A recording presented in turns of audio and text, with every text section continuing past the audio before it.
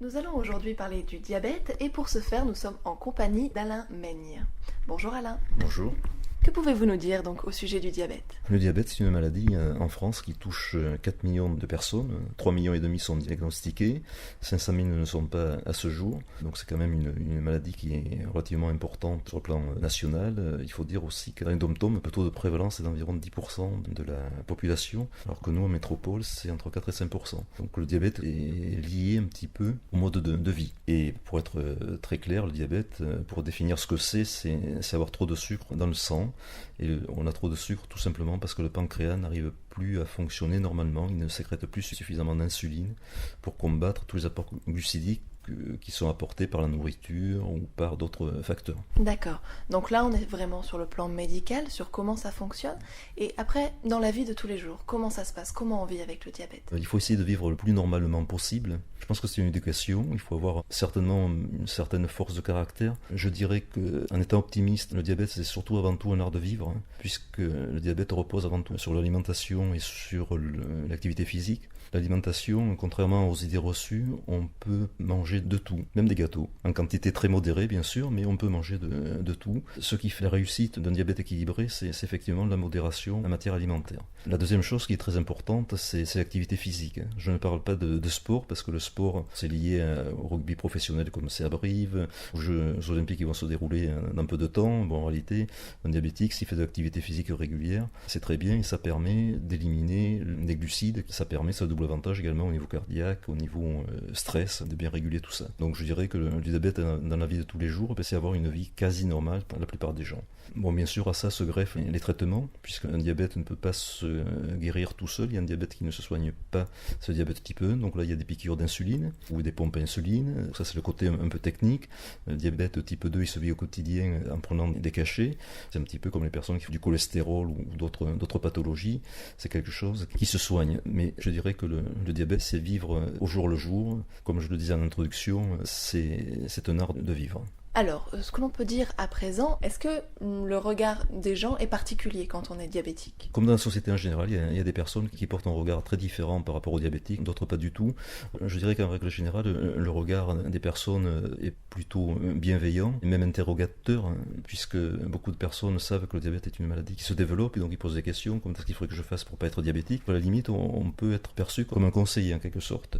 Donc ça, c'est le côté positif. J'aurais dû commencer par ça d'ailleurs. Le côté négatif, c'est que malheureusement, il y a des personnes qui disent ah ben, si t'es diabétique, c'est parce que t'as trop mangé, t'as trop bu, des choses comme ça. Donc là aussi, il faut arrêter de penser des choses ainsi, parce que malheureusement, on n'est pas tous égaux devant la maladie. Il faut pas oublier de dire que le diabète est avant tout une maladie génétique. C'est-à-dire, il y a des personnes qui peuvent être diabétiques sans avoir fait d'excès dans leur vie, et inversement, il y a des personnes qui ont pu faire des excès qui ne sont pas diabétiques. Donc, ce sont de fausses idées en pensant que tous les diabétiques ont fait des excès dans la vie. D'accord.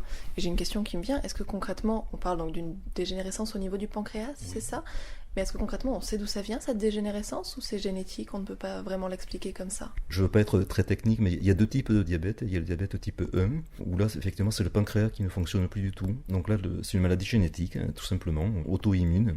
Donc là malheureusement on ne peut rien y faire. Et quand on est diabétique type 1, obligatoirement le traitement ne peut se faire que par insuline. Ensuite il y a le diabète type 2 qui apparaît entre 40, 50 ou 60 ans. Il faut savoir que ce diabète type 2, il y a de plus en plus de personnes jeunes tout simplement à cause de notre alimentation moderne, où là les excès en glucides, certains restaurateurs où il y a beaucoup de féculents, donc ça nécessite au pancréas de fonctionner beaucoup plus parce qu'il y a un apport glucidique qui est très important dans le corps, et partant de là le pancréas injecte beaucoup d'insuline. Et c'est comme tout, quand un organe fonctionne beaucoup trop, il finit par s'user.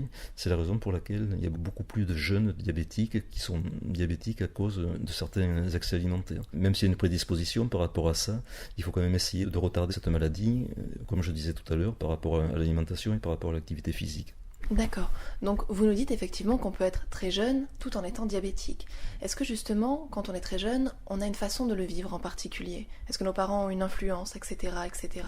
Il est certain que le diabète n'est pas toujours facile à vivre. Alors il y a certains enfants qui l'acceptent très bien, qui respectent les consignes alimentaires, sportives ou physiques. Et par contre, il y a certains diabétiques qui ne l'acceptent pas, parce qu'il faut quand même pas oublier que le diabète est une maladie, surtout le diabète type 1, où il faut se piquer, il faut se faire des injections sécrétion d'insuline par la pompe. Et là, quand on a 16, 17 ou 20 ans, quand il y a des copains qui vont s'amuser, qui font la fête, c'est assez difficile à vivre. Donc là, c'est vrai que le jeune, parfois, il peut s'estimer différent des autres. Et c'est là, je crois, que d'autres diabétiques, plus âgés, ou même les médecins, ont leur importance pour leur faire prendre conscience que c'est pas parce qu'ils sont diabétiques qu'ils ne peuvent pas vivre comme les autres. Ils vivent de façon différente. Et il faut se dire aussi que parfois, le diabète peut être un plus tard pour arriver à mener une vie plus normale. Je ferai une petite remarque concernant les parents. Je crois que si le jeune diabétique a la pathologie, ce sont les parents qui en souffrent le plus. D'une part, là, souvent, ils culpabilisent d'avoir un enfant diabétique, comme d'ailleurs tout enfant qui est malade.